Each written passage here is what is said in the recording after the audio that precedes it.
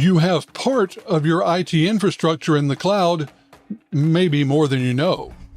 Cybersecurity for an infrastructure that includes the cloud isn't necessarily straightforward, but it is absolutely possible even for smaller organizations. Today, on this episode of the Cyber Watch Expert Series.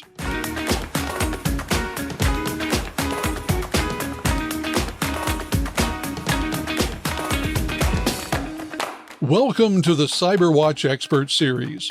Today, we're talking with Troy Bowman, an experienced cybersecurity professional who has specialized in threat hunting and building cybersecurity for organizations ranging from startups to the very largest enterprises. Companies of all sizes use cloud computing, and we'll be talking about what it is that makes cloud computing a special challenge, the processes, strategies, and tools that make cloud cybersecurity possible, and the considerations and contractual realities that can make an organization feel safer than it really is. But don't worry, we're also going to talk about how to fix that particular problem. And now, my conversation with Troy Bowman. Troy, thank you so very much for being with us today on the CyberWatch Expert Series podcast. We're pleased that you were able to join us. Thank you. Yeah, happy to be here. Thank you. Well, Troy, I want to start with a question I tend to ask all my guests, and that is to explain to our listeners the path that led you to be sitting down talking with me today. Yeah, absolutely. So my IT journey started about 10, 11 years ago. I joined the United States Navy. While I was in there, I was a fire controlman, which is basically just an electronics technician, but for weapons, right? So got a lot of electronics training, a lot of sysadmin training, stuff along those lines. From there, once I left the service, I went to work in cybersecurity. I went and got my degree, a bunch of certifications, and I've spent a lot of time with a Fortune 15 company right now, and currently working as a senior security engineer for them. Very good. Well, we appreciate you taking time to be with us today. And today we're going to be talking about security with a couple of additional sort of definitions in there, and want to talk about those because we want to talk about cybersecurity for small and mid-size organizations. And specifically, when those organizations go to the cloud, what does that mean? So I'd like to begin by asking you for a couple of definitions to get us started. First is, when you think about a small to mid-sized business from the cybersecurity perspective, how do you define that? What makes a business small or even mid-size? Yeah, absolutely. And it's something that I've been doing recently is engaging a lot with small and medium-sized businesses through another venture of mine. And I would say that the key difference in working with such a large company and also then switching gears, working with small and medium-sized companies is one, the staff size. When you have a small to medium-sized business, a lot of times you're not going to see a dedicated security staff. A lot of times it's a few people running in IT. Maybe it's even just one person, right, that's holding down the fort. And at that point, it's very much so keep the business running, right? Keep the critical systems up. And security is important, but it may not be at the forefront of everyone's thought. Another thing to take into account too is just the resources that a company may have. When outside of personnel, right? When you look at larger companies, they have the fanciest, shiniest new toys to play with, right? As soon as a next gen firewall comes on the market, it's probably within their data centers, or if there's new tooling within the cloud that's available to help them, they're usually the first to have it. And the small and medium sized businesses are tending, unless they're new and hit the ground running, they tend to be slower on the uptick of new and more advanced technologies that come into play. And so it's a lot of legacy systems and bringing them up to speed and things of that nature. All right. I think that's a good definition. And it's interesting because one of your pieces of the definition is exactly what mine is. and that is a small company is one that doesn't have a dedicated security staff.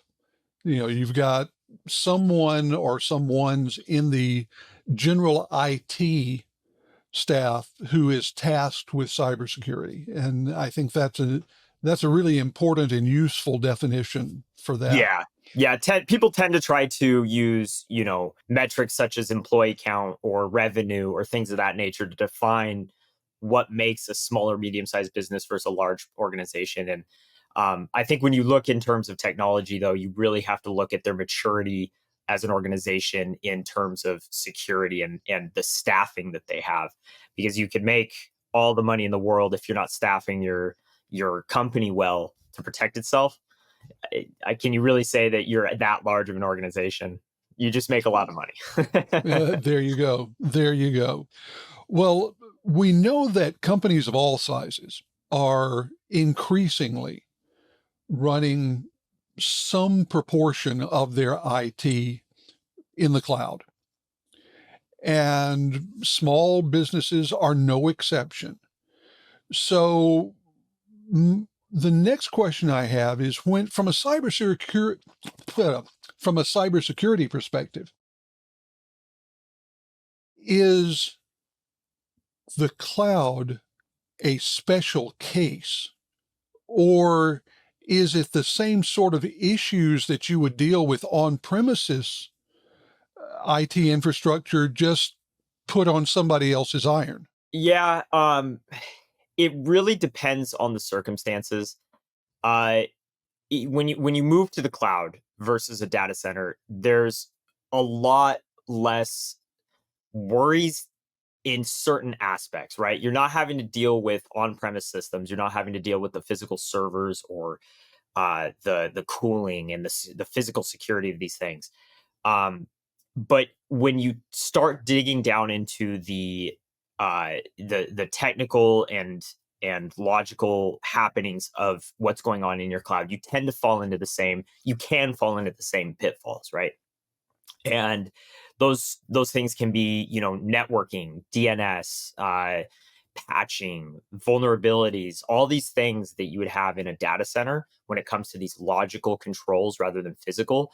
The same issues are going to come up, right? And if your company isn't taking the proactive approach of tackling these, you can find yourself in just as big of a mess as you would if you stood up your own data center, for sure. Well, now hold on a moment, because if you use a cloud provider, doesn't that mean that all of the security issues are now off with whoever your cloud provider is? I mean, you've just washed your hands of security issues, haven't you?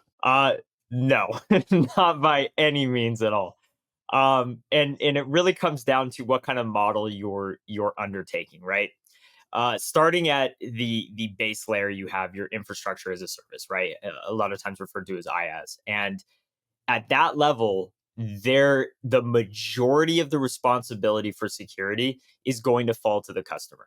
The cloud provider is going to make sure that their data center is locked at night, and that people can't just stroll on in there and things of that nature. But at the end of the day, how you build your systems on top of their infrastructure, that is 100% on the customer.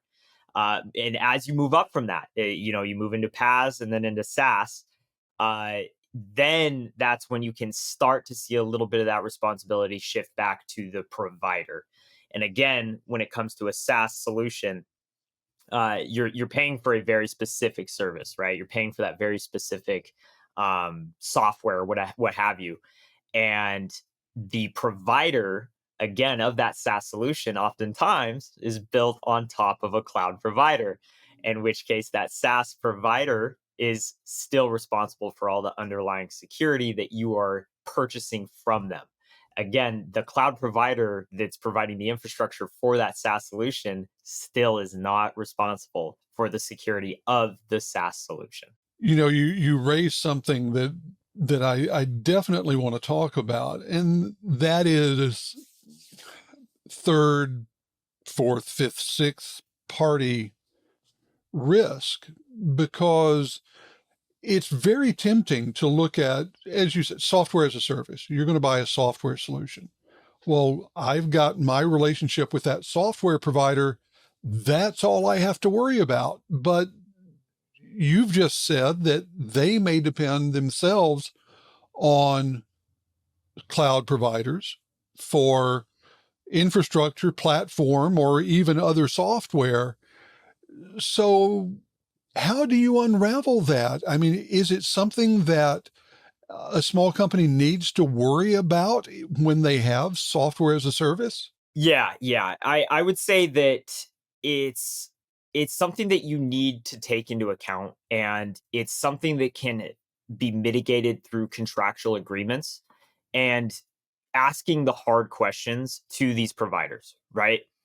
They need to do their due diligence, and they need to prove to these small businesses that the products they're putting forth are secured with industry best practices, right?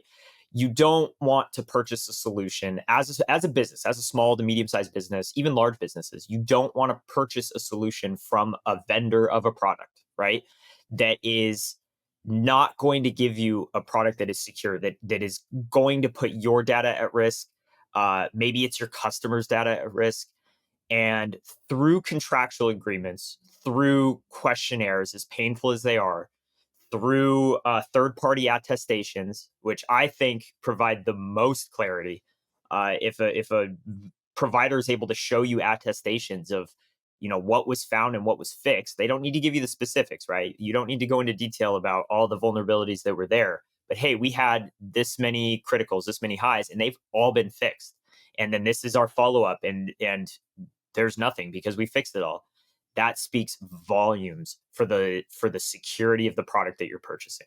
Okay, so I think we've done a good job of, you know, frightening small businesses, and that's useful. But let's move to the next step. So we've convinced people that they need to be concerned about this. What do they do about it? I mean, if you are the IT person who's been told, we've got this infrastructure that involves cloud, let's make sure it's secure. How do you get started down that path to, making your organization more secure? Yeah, and the level of difficulty that this person, this IT team or individual is the level of difficulty that they're going to experience is really dependent on how complicated of an infrastructure their company has, throughout their entire footprint, their IT footprint. Is it on-prem? Is it cloud? Is it hybrid? Is it, whatever? Let's assume that it's all within the cloud.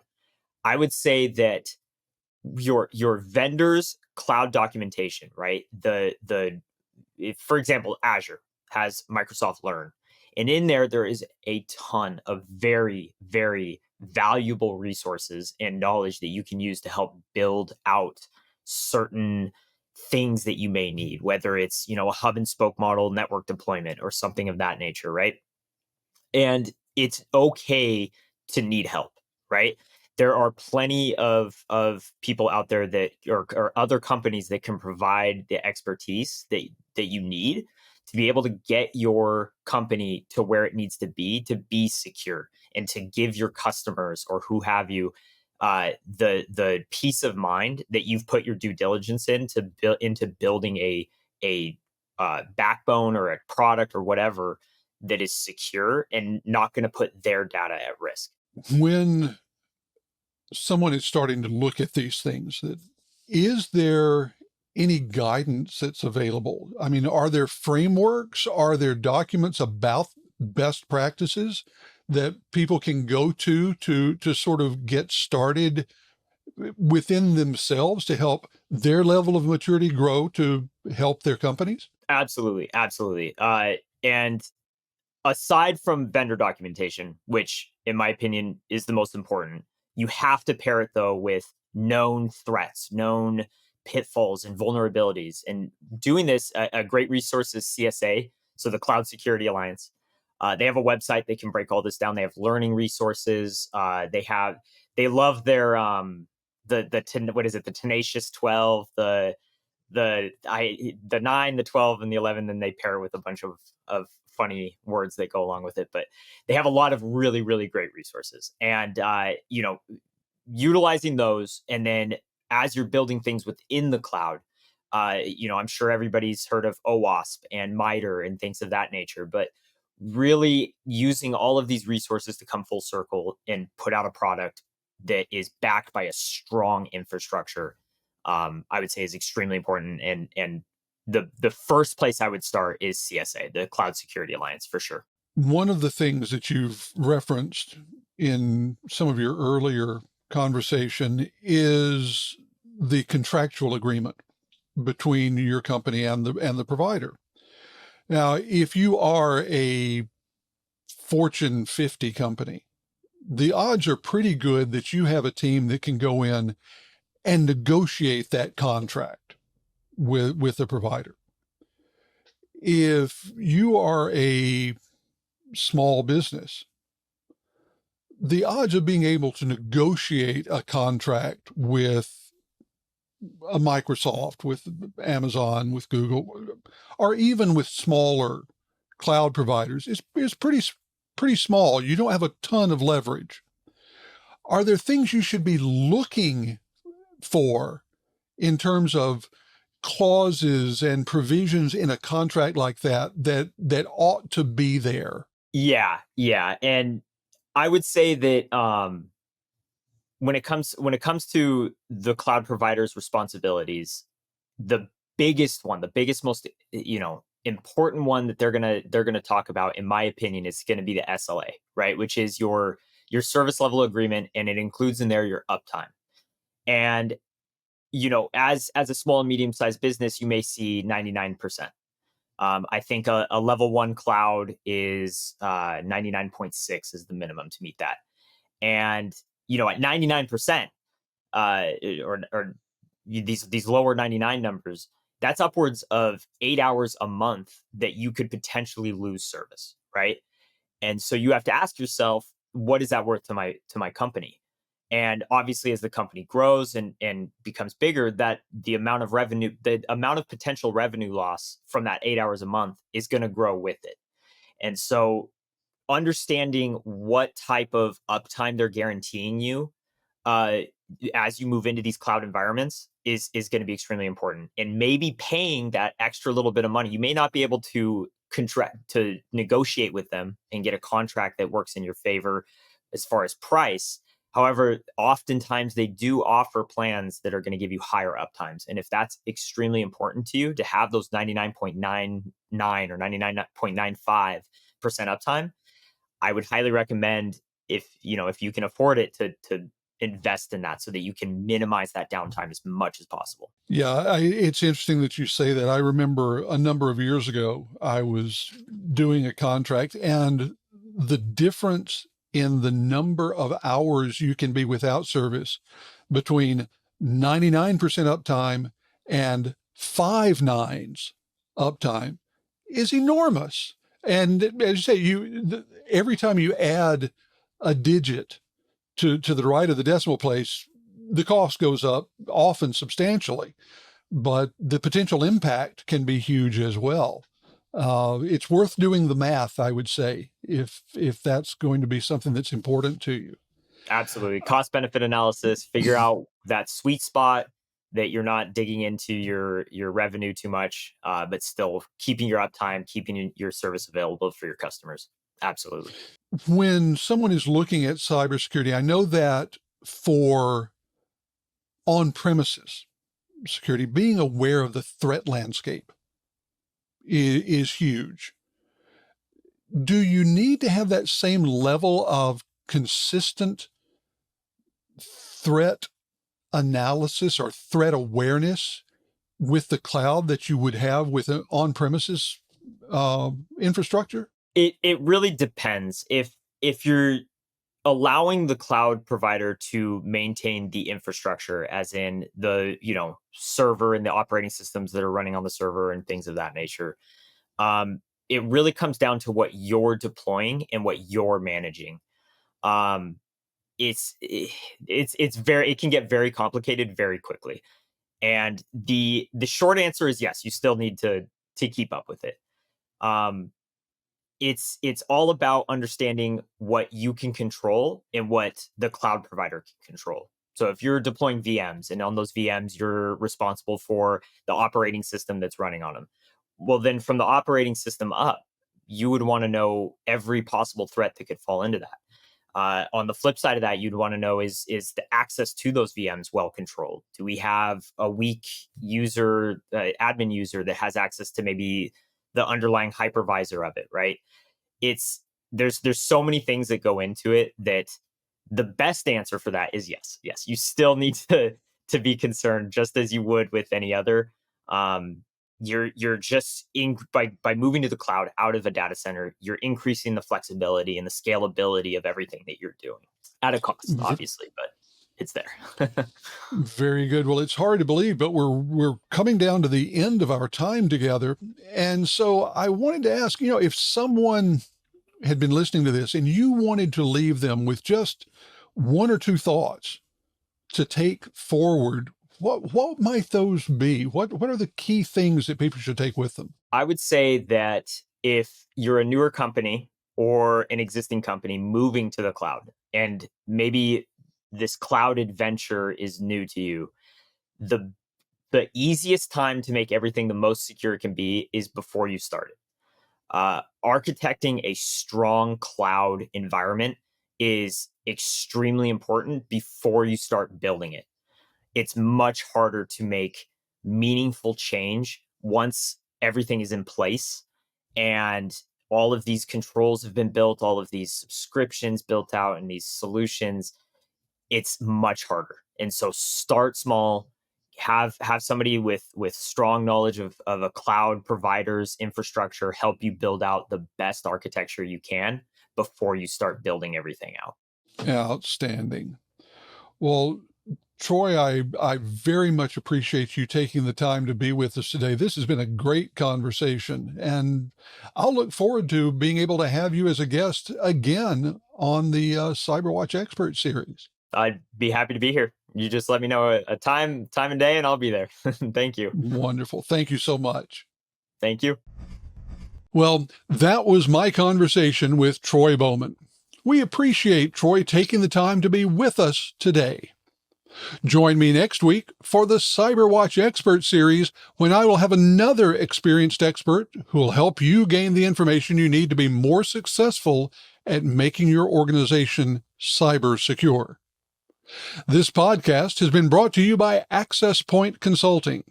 Follow along with the CyberWatch Expert Series on Spotify, Apple Podcasts, and YouTube. And as always, you can learn more about Access Point Consulting at www.accesspointconsulting.com. I'm Curtis Franklin. We'll see you next week.